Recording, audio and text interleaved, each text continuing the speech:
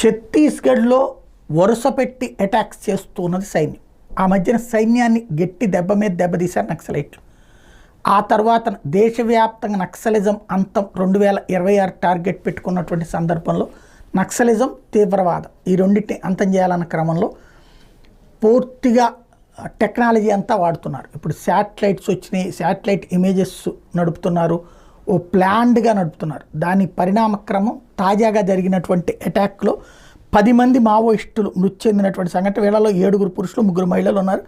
నారాయణపూర్ జిల్లాలో మొన్న మధ్యన ఎదురుకాల్పులు గట్ల 38 మంది చనిపోతే ఇక్కడ 10 మంది చనిపోవడం అన్నటువంటిది కీలకమైనటువంటిది. కుంట పోలీస్ స్టేషన్ పరిధి బెజ్జి అటవీ ప్రాంతం కొండల్లో కిష్టారం కుంట ఏరియా కమిటీలకు చెందినటువంటి మావోయిస్టు దళాలు పెద్ద ఎత్తున సమావేశం అవడం అన్నటువంటిది ఇక్కడ కీ పాయింట్ అయింది. ఈ కుంట ప్రాంతం మన వాళ్ళందరికీ కూడా తెలుసు, సరిహద్దులు చూసినటువంటి వాళ్ళకి తెలిసి ఉంటుంది.